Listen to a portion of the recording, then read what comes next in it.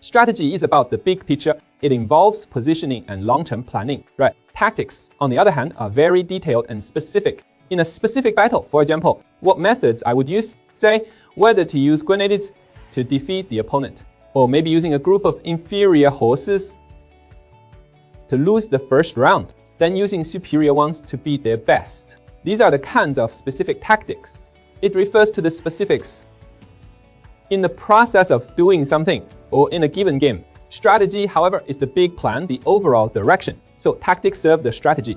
Let's go through some examples to show the interplay between strategy and tactics. I bet many of you will find these icons familiar and recognize some of them, right? A Kaspersky or Norton. Antivirus software like Genmin, Kaspersky, Norton, McAfee, when they were carving up the market, battling it out, there might be some viruses that Genmin could eliminate, and some that Norton could remove, others that required McAfee. But each had their own piece of the pie. Then came a new company called 360. When 360 burst onto the scene, what was their strategy? It was free. No need for 199 yuan. No need for 68 yuan, not even 39 yuan. It's zero, completely free. Cost. You get to enjoy this antivirus software, and it's powerful. It can handle any viruses. I can handle anything. So it's actually their internal struggle.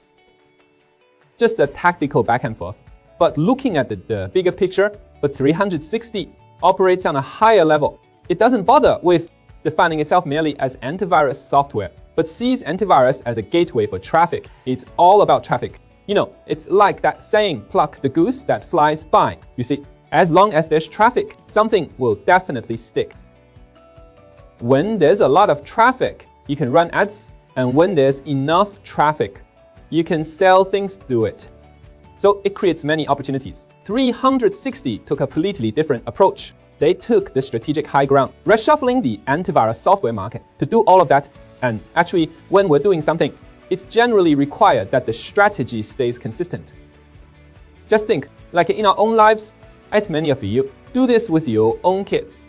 When raising children, you might try out many different approaches, like signing them up for this type of training class or that type of training class. And sometimes you find it's still not enough, so you sign them up for even more classes. But later, they realized it was too much for him, so they cut back on many of his training classes.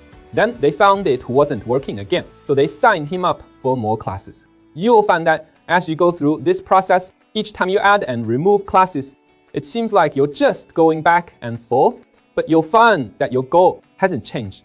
What is your goal? You hope to nurture them well, to become successful. Parents hope to raise their kids into capable individuals, into future leaders. Oftentimes, when we're working on real projects, it's the same principle. A company's strategy needs to be consistent as well. From raising your own children to formulating national policies, you'll see that our country, in fact, previously, there was the Korean War. During the Korean War, our relationship with the US was very strained.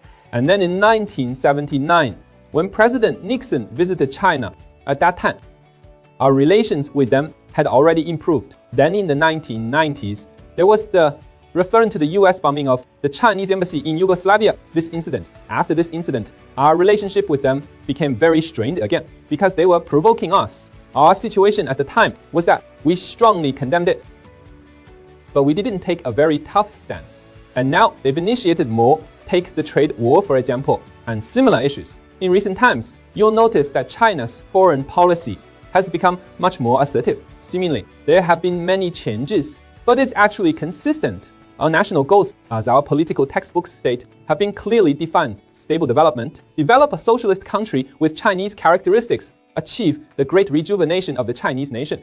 So in different stages, we may need to adopt different specific approaches to achieve this overall goal. This is what we call strategic alignment.